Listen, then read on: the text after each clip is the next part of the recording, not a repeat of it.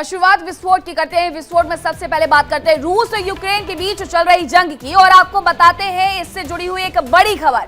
Ukraine के Kharkiv पर रूस ने बड़ा हमला कर दिया है और खार्किव के 10 से ज्यादा जगहों पर रूस ने अटैक किया है। यूक्रेन में खार्किव एक जगह है जहां पर रूस ने ये बड़ा अटैक किया है और इस दौरान 10 से ज्यादा जगहों को उसने निशाना बनाया है। उन्हें पूरी तरीके से नेस्तनाबूद करने की कोशिश की गई है, जिसमें सुपरमार्केट है, रिहायशी इलाके हैं, वहां पर ये बड़ा ड्रोन अटैक किया गया है। तो इस तरीके से खार्किव में 10 जगहों पर ड्रोन अटैक किया गया है। सुपरमार्केट हो, रिहायशी इलाके हो, वहां पर ये ड्रोन अटैक किया गया, जिसके बाद ये तस्वीरें देखिए किस तरीके से निकल करके सामने आई हैं।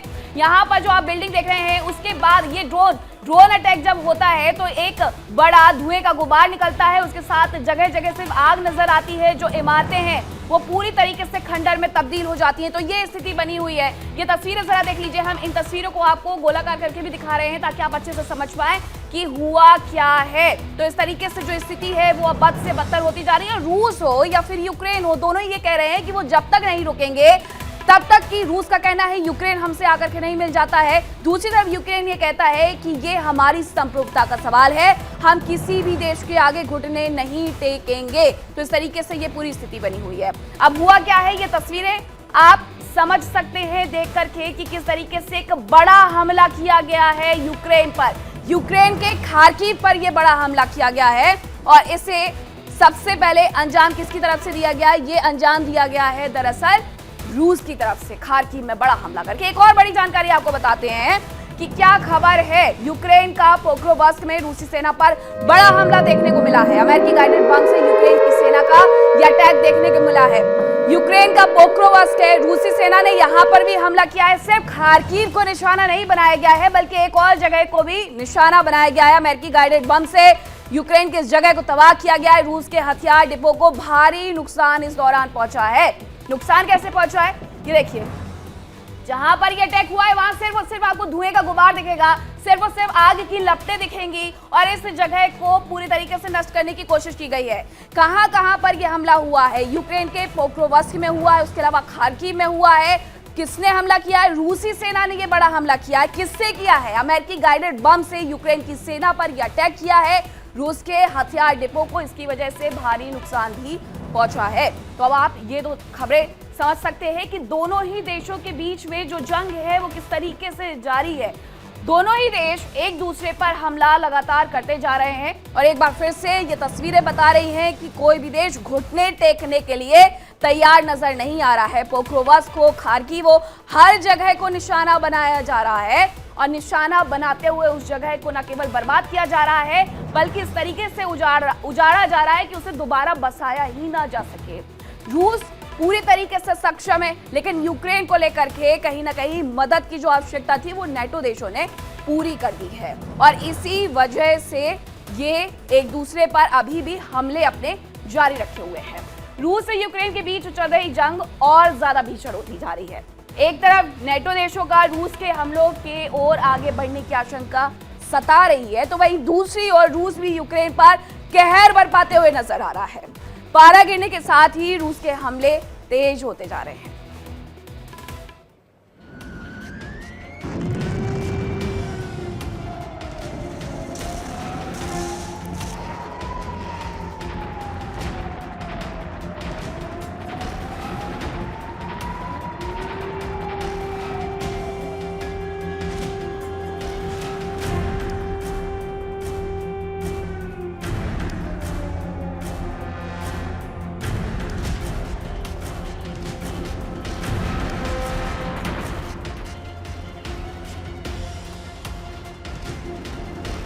रूस के खिलाफ यूरोपीय देश एकजुट।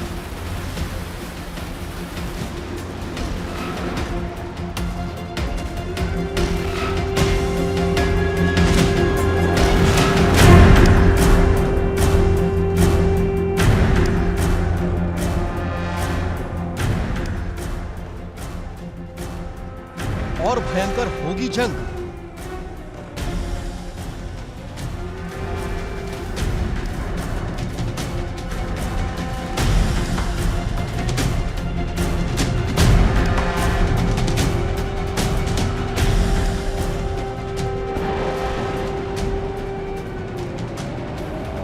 विश्व युद्ध 3 की होगी शुरुआत।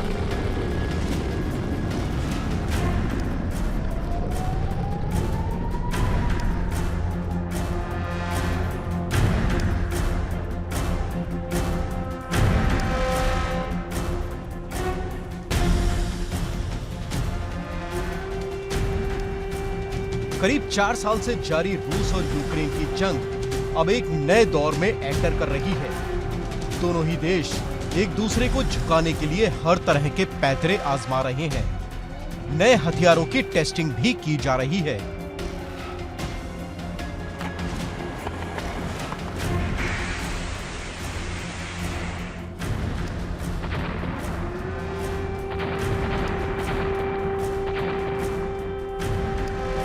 रूस जहां एक ओर नए हथियारों का परीक्षण कर रहा है, तो वहीं दूसरी ओर अपने हथियारों के जखीरे को भी बढ़ा रहा है।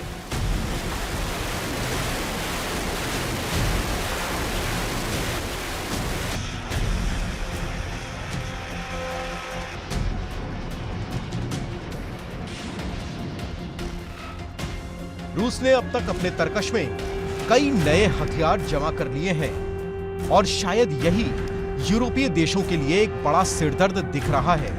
और शायद यही बात यूरोपीय देशों के लिए एक बड़ा सिरदर्द बनती दिख रही है। नेटो समेत यूरोपीय देश खौफ में हैं कि अगर रूस का गुस्सा उन पर फूटा तो ये हालात विश्व युद्ध जैसे हो सकते हैं।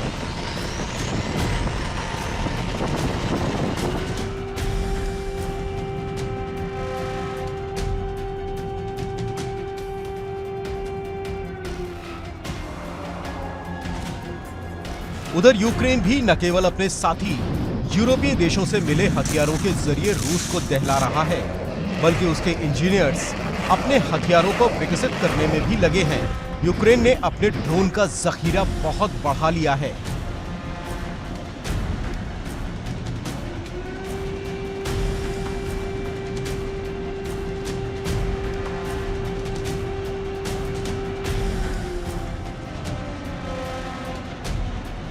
उसके ड्रोन और मिसाइल अब रूस में काफी अंदर तक घुसकर मार कर रहे हैं।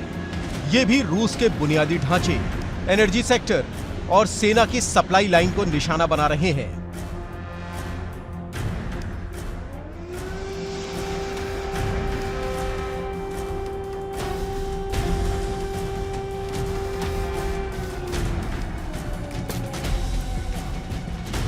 जंग की शुरुआत से ही नेटो देश यूक्रेन का साथ देने का दावा कर रहे हैं। इन देशों से मिले हथियारों की मदद से यूक्रेन ने रूस में जबरदस्त तबाही मचाई। यूक्रेन की सेना ने रूस की सेना को जबरदस्त जवाब दिया।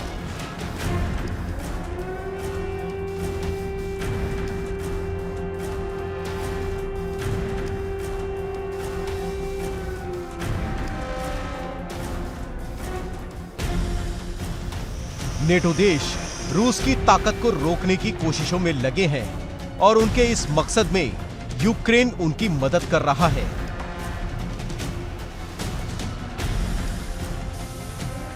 नेटो देशों ने साफ तौर पर ऐलान कर दिया है कि वो शांति समझौता होने तक यूक्रेन का साथ देते रहेंगे। नेटो देशों से यूक्रेन को हथियार और दूसरी मदद मिल रही है।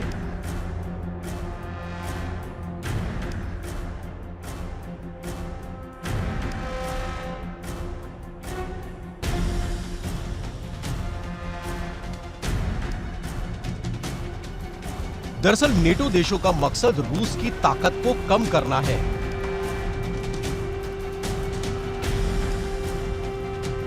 वो चाह रहे हैं कि रूस यूक्रेन जंग में ही पुतिन अपने तरकश के अधिकतर हथियार खर्च कर दें।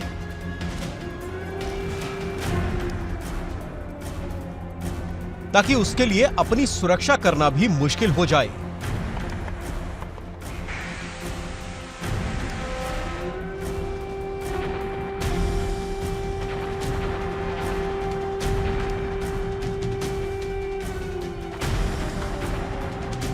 नेटो देशों ने यूक्रेन को मदद करने के लिए खास रणनीति तैयार की है।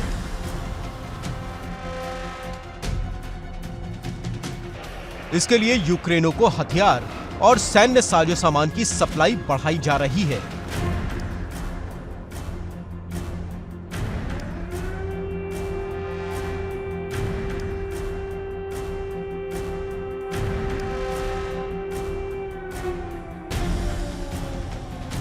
नेटो देश यूक्रेन की सेना को इंटेलिजेंस सपोर्ट भी दे रहे हैं।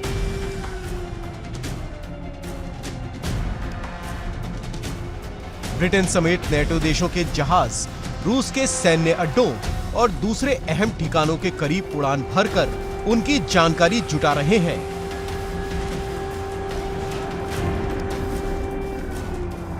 ताकि ज़ेलेंस्की के जवान उन पर सटीक हमला कर उन्हें अधिकतम नुकसान पहुंचा सके।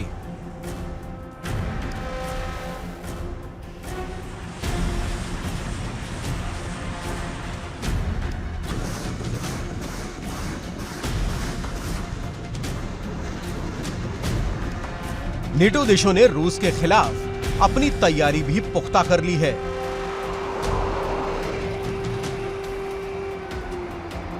ब्रिटेन और जर्मनी समेत सभी देश यूक्रेन को तो हथियार सप्लाई कर ही रहे हैं, अपने लिए भी हथियारों का प्रोडक्शन बढ़ा रहे हैं ताकि किसी भी परिस्थिति में रूस की ओर से आने वाले खतरों का सामना किया जा सके। नेटो देशों के इस कदम में मिसाइलों का प्रोडक्शन बढ़ाने के साथ ही ड्रोन ताकत को मजबूत करना भी शामिल है।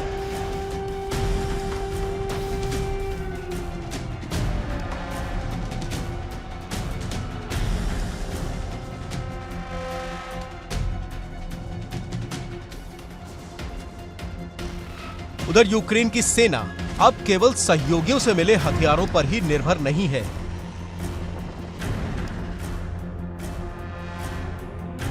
ज़ेलेंस्की के जवानों के हाथ में अब स्वदेशी हथियार भी आ रहे हैं।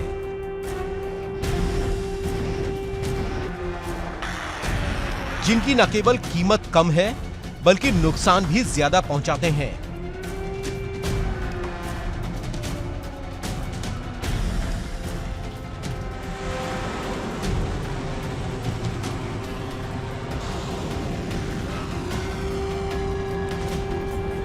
इस जंग में ड्रोन काफी ताकतवर हथियार साबित हुए।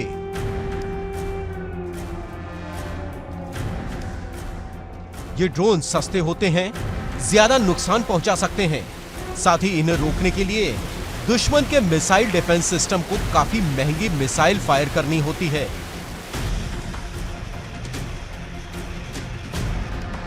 जिससे दुश्मन को आर्थिक रूप से भी काफी नुकसान उठाना पड़ता है।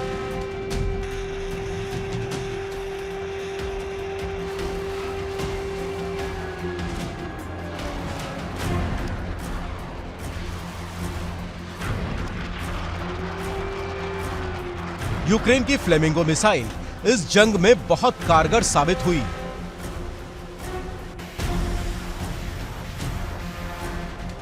यूक्रेन में ही विकसित की गई ये लंबी दूरी की मिसाइल रूस की तेल रिफाइनरियों और दूसरे अहम ठिकानों पर हुए हमलों में इस्तेमाल की गई। खास बात यह है कि अमेरिका की टॉमहॉक मिसाइलों की गैर मौजूदगी में फ्लेमिंगो यूक्रेन की सेना के लिए एक बड़ा हथियार साबित हुई।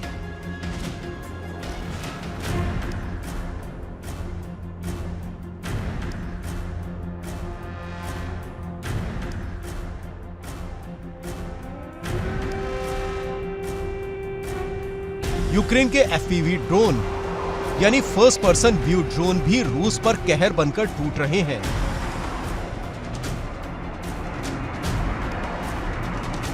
क्रीमिया में मौजूद सैनिक अड्डों और ऑयल डिपो पर हुए हमलों में इन ड्रोन्स का काफी इस्तेमाल किया गया।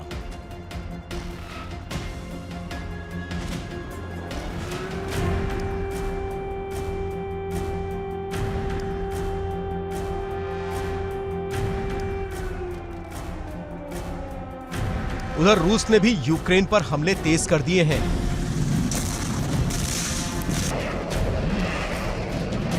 सर्दियां बढ़ने के साथ ही रूस के हमलों की फ्रीक्वेंसी और इंटेंसिटी दोनों ही बढ़ती जा रही है। रूस की मंशा है कि सर्दियों के दौरान यूक्रेन के बॉर्डर इलाकों में मौजूद सेना की टुकड़ियों के लिए मुश्किल बढ़ा दी जाए।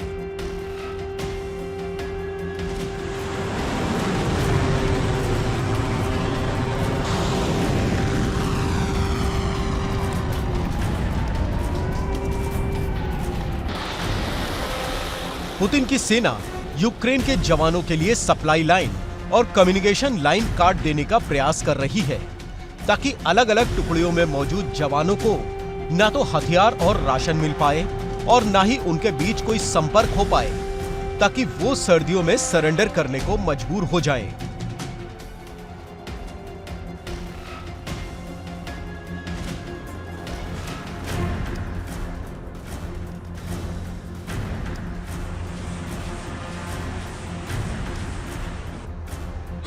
इसके अलावा रूस ने भी ड्रोन का प्रोडक्शन बढ़ा दिया है। रूस भी इस जंग में ड्रोन की ताकत को समझ चुका है। वो अपने इस कदम के लिए उत्तर कोरिया से करीब 12,000 ट्रेंड वर्कर्स मंगवाने की तैयारी में है।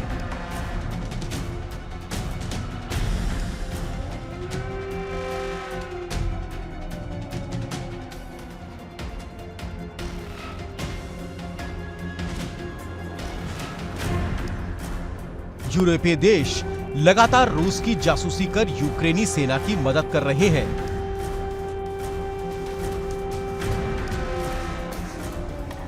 इसके जवाब में अब रूस ने भी यूरोपीय देशों की जासूसी शुरू कर दी है।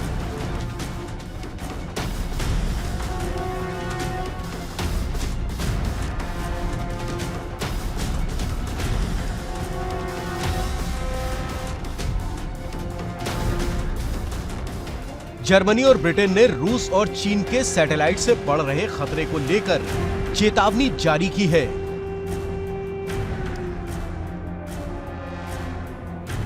कहा जा रहा है कि रूस और चीन के सैटेलाइट पश्चिमी देशों के सैटेलाइट्स का पीछा कर रहे हैं।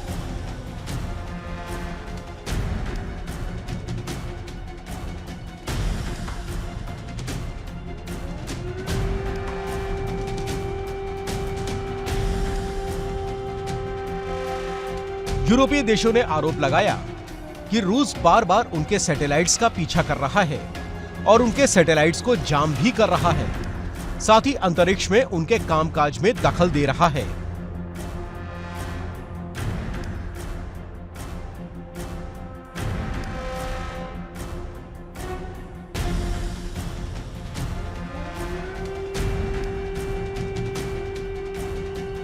आरोप है कि रूस के 2 टोही सैटेलाइट्स को 2 इंटेलसेट उपग्रहों का पीछा करते देखा गया।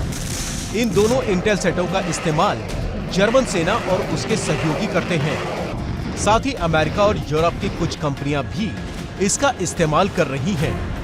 खबरों के मुताबिक रूस और चीन ने अंतरिक्ष में अपनी क्षमताओं का विस्तार किया है।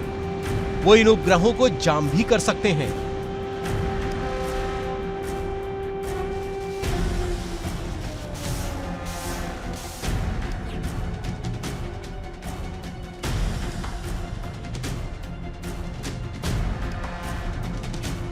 माना जा रहा है कि संचार उपग्रहों को निशाना बनाने से सैटेलाइट तस्वीरों, दूरसंचार और ब्रॉडबैंड सैटेलाइट इंटरनेट जैसी सेवाओं पर असर पड़ सकता है। साथ ही नेविगेशन और जीपीएस पर भी असर पड़ सकता है, जिससे सैन्य अभियानों के साथ ही सिविल एविएशन भी प्रभावित हो सकता है।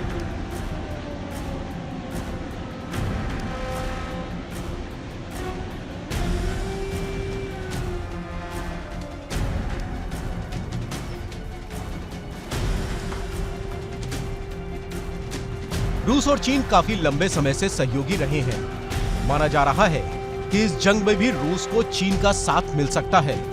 रूस अपने आप में महाशक्ति है, जबकि चीन एक महाशक्ति बनने की राह पर तेजी से दौड़ रहा है।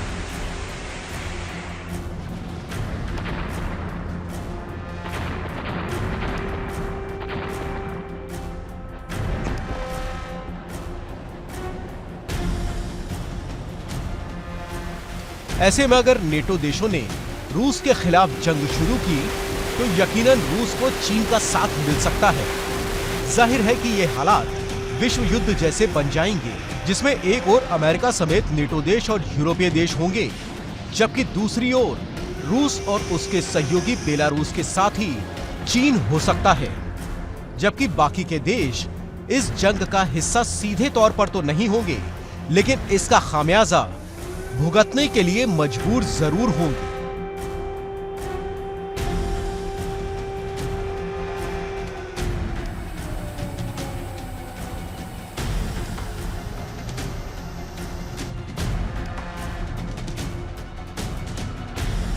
Bureau report, India daily.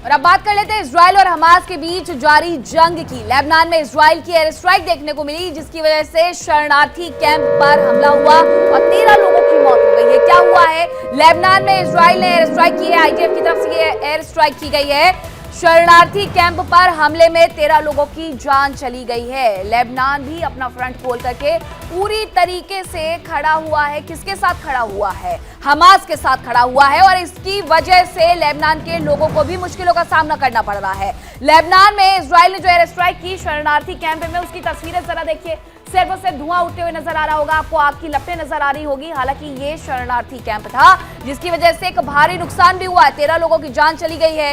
Israel ने हमास के ट्रेनिंग कैंप पर हमले का दावा किया। अब आईडीएफ ये कह रही है कि उसने जिसने निशाना बनाया है वो दरअसल हमास का ट्रेनिंग कैंप है। लेकिन दूसरी तरफ लेबनान की तरफ से ये कहा जा रहा है कि ये जो हमला हुआ है वो शरणार्थी कैंप पर हुआ है। तो एक बार फिर से इजराइल और साथ ही दूसरी तरफ लेबनान खुल करके सामने आ गए हैं। पहले भी हमने देखा था कि लेबनान पूरी तरीके से हमास के साथ खड़ा हुआ है और हमास के साथ खड़े होने की वजह से उस पर भी निशाना साधा गया था और एक बार फिर से उस पर निशाना साधा गया है। हमास ने इजराइल पर आरोप भी लगा दिया है। लेबनान में मासूमों की हत्या का आरोप उसकी तरफ से लगाया गया है। हमास ने कहा है कि इजराइल ने जो कुछ भी किया है वो मासूमों के साथ गलत किया है। मासूम लोगों की हत्या की है, लेबनान में हत्या की है, ये हमास कह रहा है। और ये भी कह रहा है कि जो ग्राउंड था जहां पर ये हमला हुआ है वो स्पोर्ट्स ग्राउंड था, ये उसकी तरफ से कहा गया है। तो ये दो खबरें हैं। पहली खबर ये कहती है कि आईडीएफ की तरफ से अटैक किया गया, शरणार्थी कैंप में 13 लोग मारे गए, ये दावा किया जा रहा है लेबनान की तरफ से भी और हमास की तरफ से भी। लेकिन आईडीएफ ये दावा कर रही है कि जिस जगह को निशाना बनाया गया है दरअसल वो जगह हमास का ट्रेनिंग कैंप था। हमास ये कह रहा है कि उस जगह को निशाना बनाया गया है जहां पर स्पोर्ट्स ग्राउंड था। लेकिन बात करते हैं इजराइल और हमास के बीच जो जंग चल रही है वो लंबे समय से चल रही है और लंबे समय बाद इजराइल ने लेबनान में भी बड़ा हमला किया है। इजराइल के एयर स्ट्राइक में 10 से ज्यादा लोगों की मौत हो गई है, जबकि कई लोग जख्मी भी हो गए हैं। लेकिन इस सब का सच क्या है, इस रिपोर्ट से समझिए।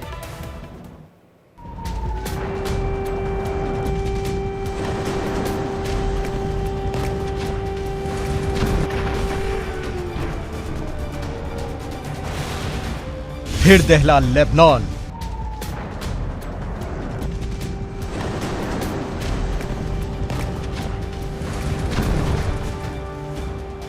इजराइल का घातक अटैक।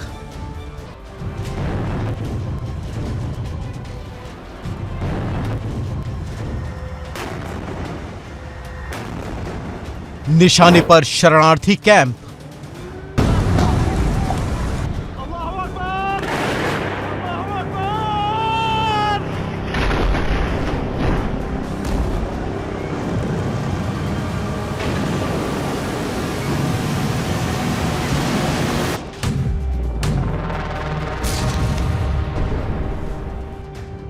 दुनिया में जंग के एक और एपिसेंटर में फिर हलचल देखी गई।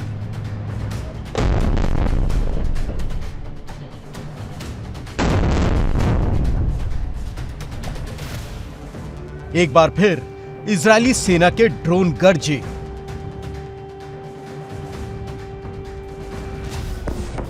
एक बार फिर कुछ जिंदगियां मौत के आगोश में चली गई।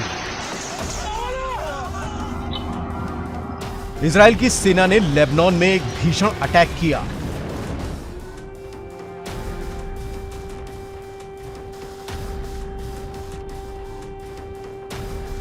खबरों के मुताबिक यह अटैक एक शरणार्थी शिविर पर किया गया, जिसमें 11 लोगों की मौत हो गई।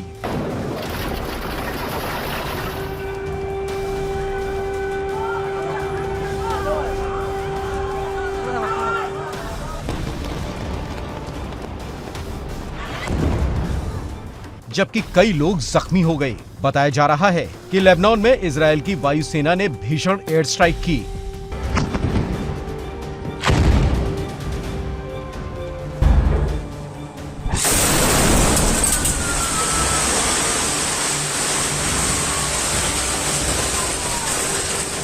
इजरायल के ड्रोन ने लेबनान के सिदोन इलाके में एक मस्जिद की पार्किंग को निशाना बनाया।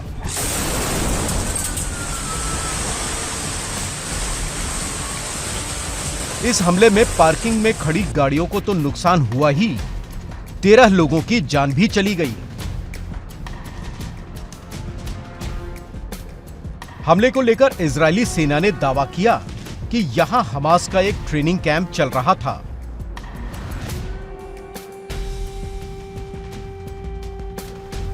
और इजरायल के ड्रोन ने ट्रेनिंग कंपाउंड को ही निशाना बनाया।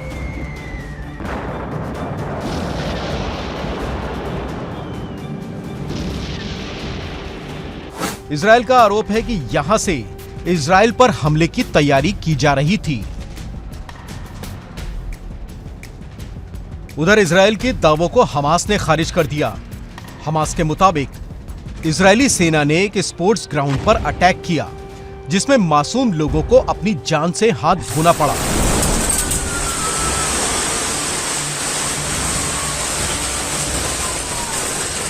सात अक्टूबर 2023 को इजरायल पर हमास के हमले के बाद से शुरू हुई इजरायल की कार्रवाई गाजा के साथ ही लेबनान और यमन तक पहुंच चुकी है। आईडीएफ के जवान, फाइटर जेट्स और ड्रोन अब हमास के साथ ही हिजबुल्ला और हूती आतंकियों पर भी मौत बरसा रही है।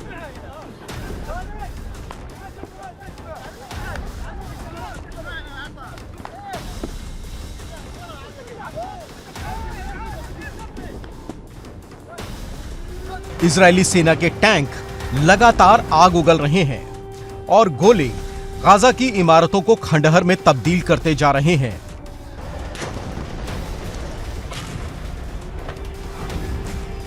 उधर इजरायली एयरफोर्स के साथ ही ड्रोन्स भी हमास, हिजबुल्ला और हूती आतंकियों के ठिकानों को निशाना बनाकर बम गिरा रहे हैं।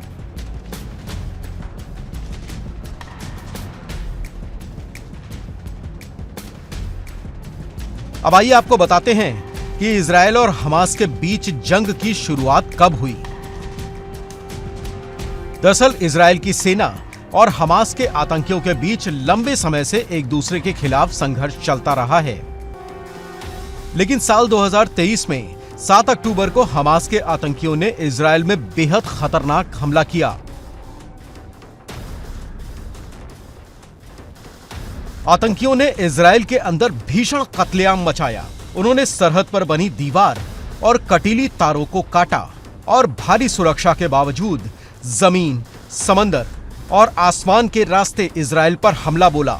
इस दौरान कई लड़ाके पैराग्लाइडर्स के जरिए इजरायल में दाखिल हुए। यह अपनी किस्म का पहला हमला था। इजरायल समेत पूरी दुनिया ने शायद इतना भीषण हमला पहले नहीं देखा था। दावा किया जा रहा है कि हमास के आतंकियों ने 1000 से ज्यादा लोगों की जान ली, जिनमें अधिकतर आम नागरिक थे। आतंकियों ने इजरायल की सुरक्षा चौकियों, किबुत्स और एक म्यूजिक फेस्टिवल पर भी भीषण हमला किया, जहां कई लोगों की मौत हो गई। इस कत्लेआम के बाद गाजा लौटते समय आतंकवादी अपने साथ कई लोगों को बंधक बनाकर ले आए।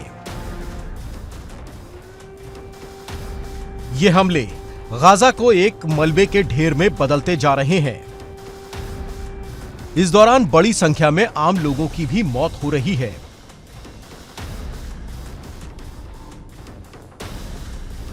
जंग में हमास के साथ ही लेबनान में मौजूद हिजबुल्ला आतंकवादियों और यमन में मौजूद हूती आतंकवादियों ने भी हमास का साथ देने का ऐलान किया और इन लोगों ने भी इजरायल पर भीषण हमले शुरू कर दिए। अब आइए आपको बताते हैं कि हिजबुल्ला कितना खतरनाक संगठन है। हिजबुल्ला के पास करीब 1 लाख आतंकवादियों की फौज है, जिन्हें ईरान की ओर से ट्रेनिंग और हथियार दिए गए हैं। अनुमान है कि हिजबुल्ला के आतंकियों के पास अब तक ईरान की दी हुई 11,500 मिसाइलें हैं, जिन्हें दक्षिणी लेबनान में तैनात किया जा चुका है। इसके अलावा करीब 3000 आतंकवादियों को ईरान में ट्रेनिंग भी दी जा चुकी है। इन लोगों को गुरिल्ला युद्ध नीति के साथ ही रॉकेट और मिसाइल चलाने की ट्रेनिंग भी दी गई है। इन लोगों को ड्रोन चलाने के साथ ही नेवल और दूसरे मिलिट्री ऑपरेशंस में भी महारत हासिल है। इसके अलावा हूथी आतंकवादी भी बेहद खतरनाक हैं। यमन के एक बड़े हिस्से पर कब्जा रखने वाले हूथी आतंकी अक्सर लाल सागर से गुजरने वाले जहाजों को निशाना बनाते हैं। हूथी आतंकवादियों की तादाद करीब 1.5 लाख है। इनके पास अत्याधुनिक बंदूकों के साथ ही ड्रोन और एडवांस मिसाइलें भी हैं। कुछ रिपोर्ट्स में तो यह भी कहा गया है कि हूथी आतंकियों के पास ईरान की करीब 1000 मिसाइलें हैं। उसके आतंकियों को ईरान के साथ ही हिजबुल्लाह भी ट्रेनिंग देता है।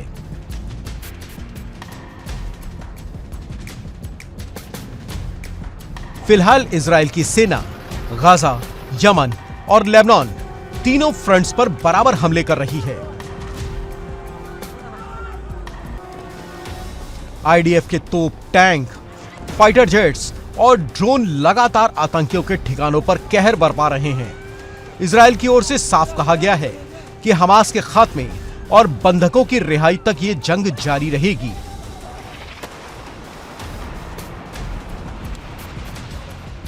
हालांकि संयुक्त राष्ट्र सुरक्षा परिषद में गाजा से संबंधित प्रस्ताव पास होने पर इस इलाके में अब शांति स्थापित होने की उम्मीद जगी है और ये जंग एक निर्णायक मोड़ पर पहुंच सकती है।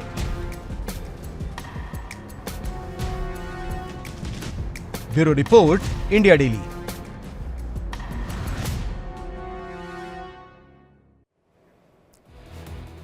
तो आईडीएफ और लेबनान के बीच में क्या हुआ है आपने ये जान लिया, लेकिन अब आपको बताते हैं आखिरकार चीन और जापान के बीच में क्यों तनाव बढ़ रहा है। दरअसल जापान के पीएम के बयान के बाद चीन ने ऐतराज जताया और इसके बाद तनाव भी बढ़ गया है। अब ये तनाव किस तरीके से बढ़ा और क्या बयान दिया गया, चलिए वो मैं आपको बताती हूँ। जापान के प्रधानमंत्री ने एक बयान दिया था, चीन को इससे ऐतराज हुआ। ताइवान के समर्थन वाले बयान पर यह आपत्ति जताई गई है क्योंकि चीन ये कहता है कि ताइवान उसका ही हिस्सा है, लेकिन दूसरी तरफ जापान की तरफ से ये कहा गया कि अगर सैन्य मदद की आवश्यकता ताइवान को है तो हम उसका समर्थन करेंगे। और चीन ने इसे उकसावे वाला बयान बताया और इसके साथ ही ये उस वक्त की तस्वीर है जब ये जापान की प्रधानमंत्री हैं तकाइची, उनकी तरफ से ये बड़ा बयान दिया गया था। उन्होंने कहा था कि अगर ताइवान को आवश्यकता है तो हम उसकी मदद करेंगे, लेकिन इसकी वजह से चीन ड्रैगन कहीं ना कहीं नाराज हो गया है और उसने सीधे सीधे इतना तक कह दिया कि जो लोग जापान की यात्रा कर रहे हैं, यानी अपने नागरिकों से ये कह दिया कि अगर आप जापान की यात्रा पर जा रहे हैं तो बिल्कुल मत जाइए। अगर आपने टिकट बुक कर ली है तो कोई बात नहीं, इसे कैंसिल करवा लीजिए या फिर कहीं और आप जाना चाहते हैं तो वहां की टिकट आपकी करवा दी जाएगी। लेकिन इतना ही नहीं, इसके बाद अब जापान ने भी थोड़ा सा परहेज करना चीन के साथ शुरू कर दिया है। जापान के साथ साथ ताइवान भी यही कर रहा है। ताइवान को लग रहा है कि कहीं इन दोनों की आपस की तू-तू मैं में उसे ना कोई नुकसान हो जाए और ताइवान ने एक पूरी बुकलेट जारी कर दी है। इस बुकलेट के माध्यम से वो अपने नागरिकों को बता रहा है कि उसे कैसे बचना है अगर युद्ध की स्थिति बनती है तो। चीन और ताइवान के बीच में पिछले कई सालों से इस बात को लेकर के संघर्ष है, जहां चीन ये कहता है कि ताइवान उसका हिस्सा है, दूसरी तरफ ताइवान ये कहता है कि वो संप्रभु राष्ट्र है, वो किसी का हिस्सा नहीं है, उसे किसी की जरूरत नहीं है। चीन जब जब ऐसे बयान देता है तब तब पूरी दुनिया में हलचल जरूर होती है, लेकिन तब जापान की पीएम की तरफ से कुछ कहा गया तो उसके बाद चीन को मिर्ची लग गई है। अब चीन ये कह रहा है कि जबरदस्ती हमारे अंदरूनी मामलों में दखल दिया जा रहा है और यही वजह है कि चीन ने अपने फाइटर जेट्स तक को उनके आइलैंड तक पहुंचा दिया है, जापान के आइलैंड तक पहुंचा दिया है। जापान और चीन के बीच में हालात जिस तरीके से बिगड़ रहे हैं उसके लिए दोनों ही देशों के राजदूतों ने आपस में बातचीत भी की है, लेकिन अभी ये स्थिति सुधरते हुए बिल्कुल भी नजर नहीं आ रही है। चीन और जापान के बीच में जो तनाव बढ़ा हुआ है वो कितने लंबे तक चलेगा, ये संघर्ष कहां तक जाएगा, उसकी तस्वीर हमें अभी देखनी बाकी है।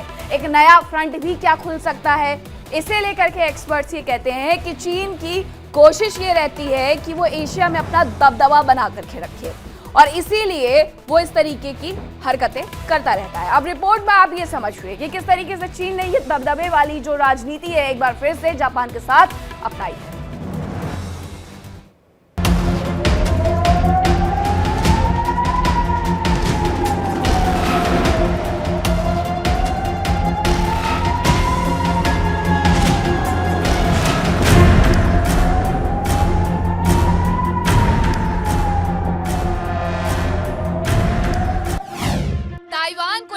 तनातनी।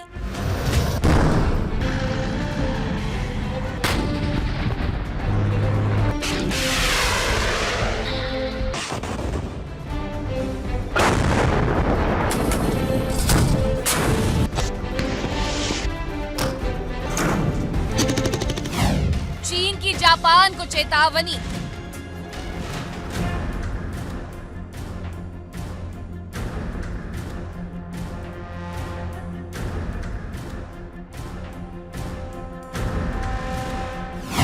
पूरी है हमले की तैयारी। दुनिया की महाशक्ति बनने की राह पर चीन बहुत तेजी से दौड़ रहा है। उसकी विस्तारवादी नीतियां उसके पड़ोसियों के साथ ही दुनिया के लिए मुसीबत बनती जा रही हैं।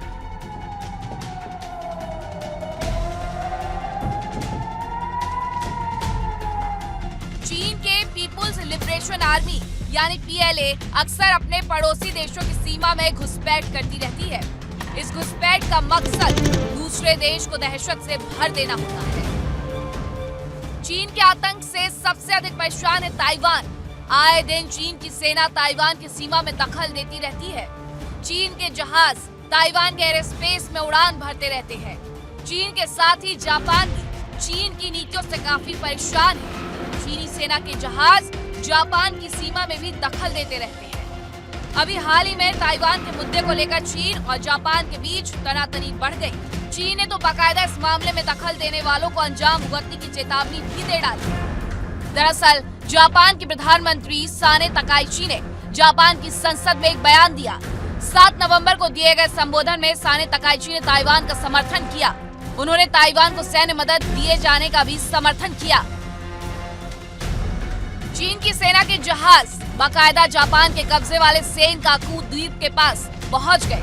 चीन की सेना के जंगी जहाज दोनों देशों के बीच मौजूदा विवादित द्वीप के बेहद करीब से गुजरे।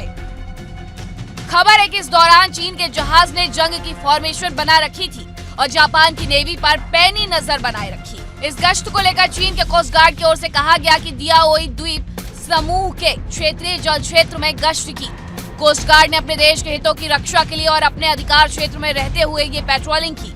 दरअसल जापान के सेनकाकू द्वीप को चीन अपना हिस्सा मानता है और उसे दियाओई द्वीप कहता है। जापान के पीएम साने तकाइची का ये बयान चीन को इतना नागवार गुजरा कि चीन ने अंजाम भुगतने की चेतावनी तक दे डाली। हालांकि विवाद बढ़ने के बाद दोनों देशों ने एक दूसरे के राजदूत को तलब कर ऐतराज जताया। इस बीच चीन ने अपने नागरिकों के लिए एडवाइजरी जारी कर दी। चीन ने अपने लोगों को जापान की यात्रा से बचने की सलाह दी। साथ ही यात्रा के दौरान सतर्क रहने के लिए भी कहा। चीन के एयरलाइंस ने जापान की टिकटें मुफ्त में कैंसिल करने या रीशेड्यूल करने का ऑफर दिया। खबरों के मुताबिक चीन से जापान की करीब 5 लाख यानी लगभग 32% फ्लाइटों की टिकट रद्द हो गई। इनमें सबसे ज्यादा कैंसिलेशन शंघाई टोक्यो और शंघाई ओसाका रूट पर हुए। इतनी बड़ी संख्या में टिकटों के कैंसिल होने से जापान के एविएशन सेक्टर को भारी नुकसान हुआ। इसके अलावा जापान सरकार ने भी चीन में रह रहे अपने नागरिकों को भीड़ भाड़ वाली जगहों से बचने के लिए कहा। जापान की ओर से कहा गया कि चीन में मौजूद जापान के लोग अनजान लोगों से बातचीत में सावधानी बरतें, अकेले ट्रेवल न करें, बच्चों के साथ बाहर जाते समय सतर्क रहें। उधर चीन की सेनाएं ताइवान की सीमा में भी घुसपैठ की हिमाकत कर चुकी हैं। हालांकि ताइवान को सीधे तौर पर अमेरिका का समर्थन हासिल है। ताइवान को चीन हमेशा से ही अपना हिस्सा मानता रहा है, जबकि ताइवान के लोग उसे एक स्वतंत्र देश मानते हैं। इस बीच अमेरिका ने भी ताइवान को सुरक्षा का भरोसा दिया है और समंदर में अपने युद्धपोत तैनात कर रखे हैं। अमेरिका ने जापान को भी सुरक्षा का भरोसा दिया है। साथ ही खबर है दक्षिण कोरिया भी अमेरिका की मदद से बेहतर हथियार बनाने की कोशिश में है। माना जा रहा है कि दोनों देश मिलकर परमाणु पनडुब्बी बनाने जा रहे हैं, जिसमें अमेरिका टेक्निकल सपोर्ट करेगा। चीन तेजी से अपनी ताकत बढ़ा रहा है। वो सैन्य अभियानों में रिसर्च पर काफी जोर दे रहा है। साथ ही तेजी से मिसाइलों का प्रोडक्शन भी बढ़ा रहा है। कुछ दिन पहले ही चीन ने अपना तीसरा एयरक्राफ्ट कैरियर फुजियान नौसेना में शामिल कर लिया। फुजियान एक अत्याधुनिक एयरक्राफ्ट कैरियर है। फुजियान में इलेक्ट्रिक सिस्टम बेहतर तरीके से इस्तेमाल किया गया है। इस पर J-35 स्टेल्थ फाइटर भी तैनात किए जाएंगे। माना जा रहा है कि इसके जरिए ताइवान से लेकर हिंद महासागर तक चीन का दबदबा बढ़ जाएगा। फुजियान एयरक्राफ्ट कैरियर से लड़ाकू विमान तेजी से उड़ान भर सकेंगे। इसमें फ्लैट फ्लाइट डेक और इलेक्ट्रोमैग्नेटिक कैटापल्ट सिस्टम लगाया गया है। फुजियान पर heavy fighter jet, stealth fighter और रडार वाले विमान भी आसानी से टेक ऑफ और लैंडिंग कर सकते हैं। टेस्टिंग के दौरान इस जहाज से J-35 स्टेल्थ फाइटर, KJ-600 विमान और J-15 फाइटर को उड़ाया गया। चीन में छठी पीढ़ी के लड़ाकू विमान J-36 पर काम किया जा रहा है। कुछ दिन पहले इसकी पहली तस्वीरें सामने आई। इसे लड़ाकू विमान के साथ ही बॉम्बर की तर्ज पर डिजाइन किया गया है, यानी इस फाइटर जेट से भारी और विशालकाय बमों को भी गिराया जा सकेगा।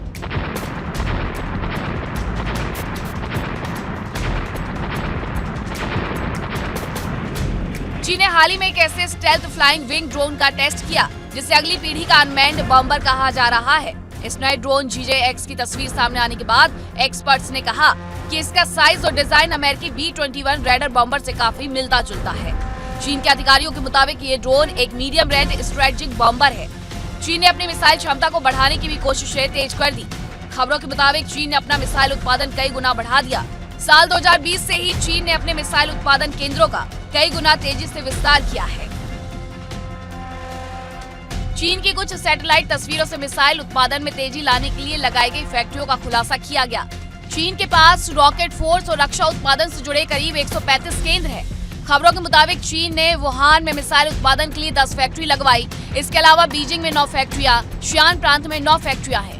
इनके साथ ही भारत की सीमा के पास असम से नजदीक चेंगडू और गुजियांग में भी एक मिसाइल फैक्ट्री है। अमेरिकी DRDO के मुताबिक चीन के पास करीब 2200 मिसाइलें और लगभग 600 परमाणु वॉरहेड है। साफ है कि चीन अब अपने पड़ोसियों के साथ ही दुनिया के लिए सिरदर्द बन रहा है।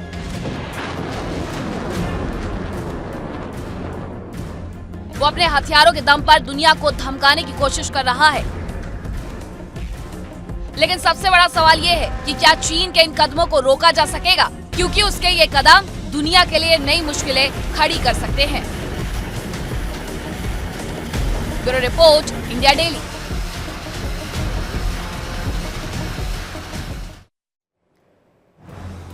और विस्फोट में अब आपको उत्तर कोरिया के तानाशाह किम जोंग उन के बारे में बताते हैं, जिन्होंने एक बार फिर से दुनिया भर में टेंशन बढ़ा दी है। किम ने अमेरिका और दक्षिण कोरिया पर जहर उगलना शुरू कर दिया है और इतना ही नहीं, हथियारों की धौंस भी उनकी तरफ से दिखाई जा रही है। किम एक बार फिर वही पुराना खेल खेलते हुए नजर आ रहे हैं, डर दिखा रहे हैं कि सौदा करो और हमसे छुटकारा पाओ। पूरी खबर कैसे रिपोर्ट करेगी?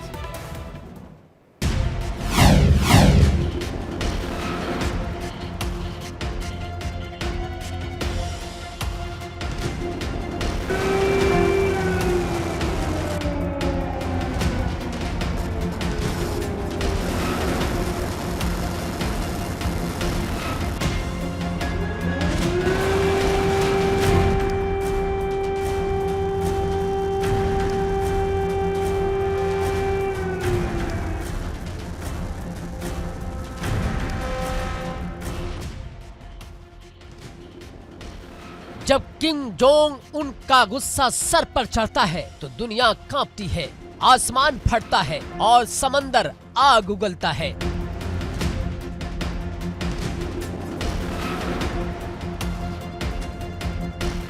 उत्तर कोरिया के तानाशाह की सनक फिर लौट आई है। इस बार निशाने पर है अमेरिका और दक्षिण कोरिया।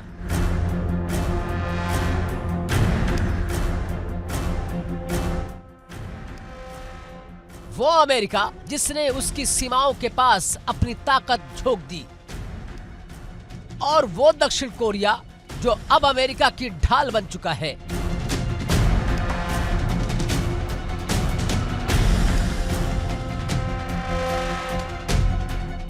लेकिन किम को कौन रोक सकता है, क्योंकि जब किम जोंग का गुस्सा फटता है तो वो सिर्फ एक धमकी नहीं देते, इतिहास लिख देते हैं।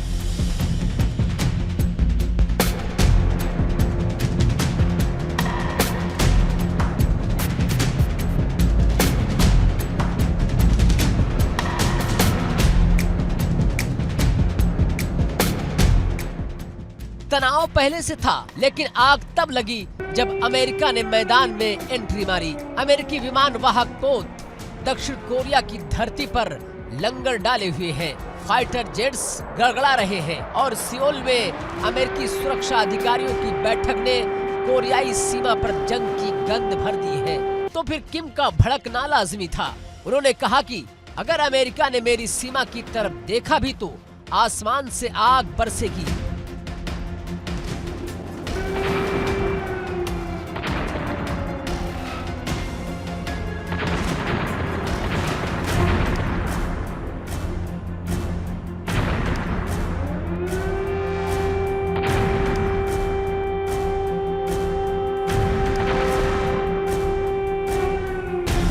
किम जोंग उन अब बौखला चुके हैं।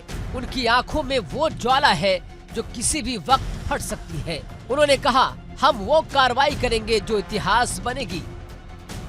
ये सिर्फ एक बयान नहीं था, ये था किम का ऐलान जंग। और कुछ ही घंटों में धमाका हुआ। आसमान में आग के गोले उठे, मिसाइलें समंदर चीरती हुई आगे बढ़ी और सिर्फ 48 घंटे के अंदर 2 मिसाइल टेस्ट कर उत्तर कोरिया ने बता दिया कि वो अमेरिका के आगे झुकेगा नहीं, रुकेगा नहीं।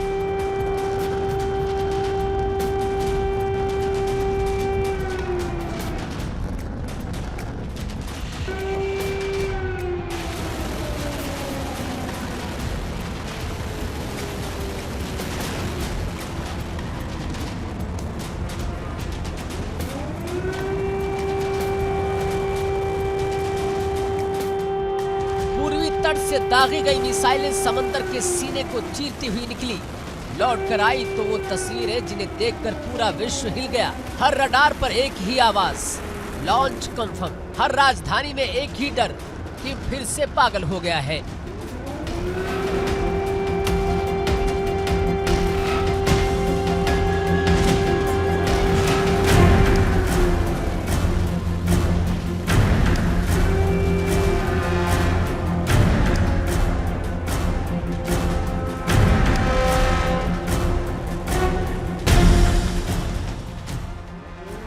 ये पहली बार नहीं है।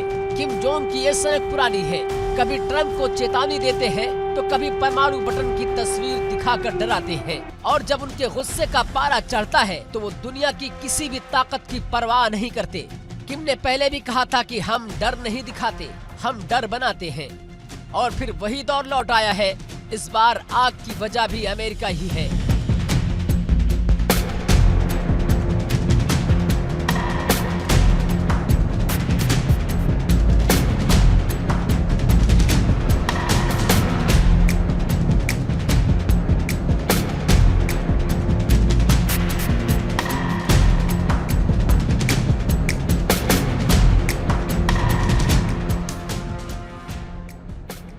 अमेरिका ने लगाया नया प्रतिबंध उत्तर कोरिया के वैज्ञानिकों, संस्थानों और नागरिकों पर।